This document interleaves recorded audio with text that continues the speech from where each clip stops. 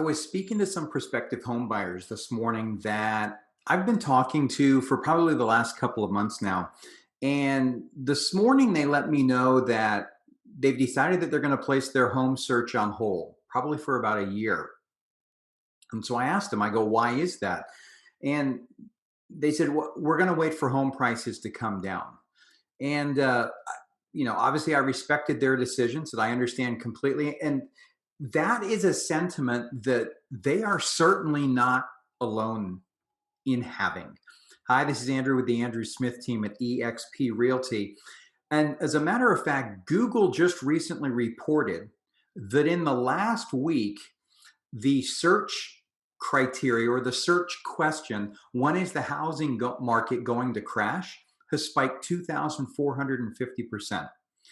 Likewise, in the past week, why is the market so hot? Those searches had doubled. And lastly, how much over asking price should I offer on a home in 2021? Jumped 350%. So the fact that the real estate market has been absolutely on fire and so hot is on a lot of people's mind. And because last time, anytime we had conditions similar to what we've been seeing, the market was followed by a crash. So it's natural to assume that a crash is going to follow. And I'm not here to say it is or it isn't. What I am here to say today is yes, home prices have been going up, and yes, the real estate market is really hot. But why? And I think that why is the key question here that we really have to take a look at. And the truth is that conditions today are not like they were in 2005, 2006, 2007 that led up to the crash in 2008. And I'm not here to be all optimistic. I'm not here to try and spin a tale that, oh, you just want us to keep buying homes. That's not it at all. And anyone that knows me knows that's not how I work. But I think it's really important to understand the facts here and to look at why this is different and what's going on. So why are home prices going up so quickly? Supply and demand. Plain and simple, supply and demand. And that's not just my opinion. There's a whole lot of experts out there that will tell you the exact same thing. Right now, we have ridiculously low supply, really, really low supply. There's very little for sale. Nationally, there's less than 2 months worth of inventory. Here in Frisco and Prosper, Texas, and also in Southern California where I work, there's less than a month, well less than a month. But demand is really high. So why is demand so high? Well, a couple of reasons. Number one is you've got the millennials are reaching prime home buying age. That didn't happen in the last year. It's been happening for the last few years. Those buyers have been coming out into the market more and more. You couple that with the pandemic. That's one thing that has changed in the past year. Many people have redefined what home is and realized that their current home doesn't fit their lifestyle anymore. It no longer meets their needs, and it's time to make a change.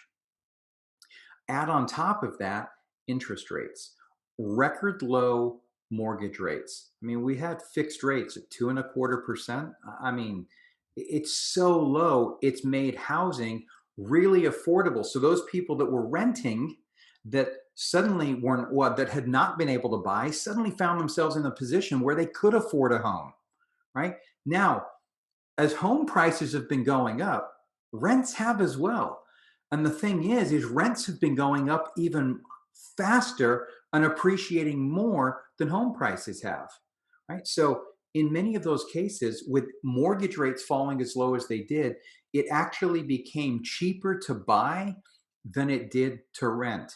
So you take reduced inventory, an increased demand, and you've got this massive crunch going on right now in the market. And this has been years in the making. I'm going to link below to last week's blog post I did that shows from a new construction standpoint, this shortage of homes has been 13 years in the making. We've been underbuilt for 13 years in a row. As a matter of fact, just last week, the Wall Street Journal reported that we need nearly 4 million new homes to come onto the market to bring balance back. 4 million. That's a lot. So when you look at now the conditions that are there and the way that houses are going up, and yes, I know it's concerning when a home goes up for sale and you see multiple offers and the home selling for 30, 40, 50, 60, 70, 80, 100, 110,000 over list price. But understand, us as agents aren't setting the price, and neither is the seller setting the price. The market is. Something's only worth as much as a qualified buyer is willing to pay. And in some cases, these are cash. You've got people moving out of very high property valued states where they've sold and they're moving, and they're coming to states where prices are more reasonable, and that money's pouring in. Do I think this pace of appreciation is going to continue indefinitely? Absolutely not. It can't. Interest rates are ticking up, which is going to have an impact on affordability. That's going to take some people out of the market. More inventory is coming onto the market. Right now, new construction is on pace to build about 1.7 million homes. That will be the most number of new homes since 2006, okay, or 2005, right in that. So more inventory is coming. Interest rates are ticking up. That's going to take some pressure off of this supply and demand imbalance that's driving prices right now. Do I think at some point we could see some form of a correction? Sure, we could. It's probably going to be localized. It's going to hit some markets more than others. But are we heading for a crash? Nothing that I see right now indicates that. Lending standards are very, very tight. People actually have to qualify. And for those of you that don't know, back in 2004, 5, 6, 7, here's the interesting thing. Prices were spiraling out of control, but supply wasn't a problem. There was plenty of supply. Mortgage standards were very loose. And what you had was a frenzy being created where everyone wanted to get involved. You had a lot of flippers in the market back then. Even people buying new construction, waiting for the home to be built, then instantly putting it back up for sale. That's not happening today. The people buying are actually end users. So there's a lot of differences, but I thought it was really important just to spend a few minutes with you here and just kind of explain what's going on with regards to why prices have been rising. The overall fundamentals remain strong, but I don't have a crystal ball.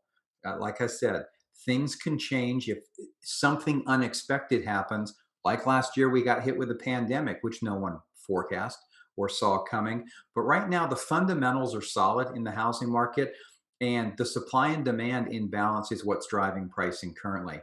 So only you can make the best decision on what's right for you and your family. If you have any questions or a situation that you want to talk through, please reach out. I'm always happy to share what information and knowledge I have so that you can make the best decision for you and your family.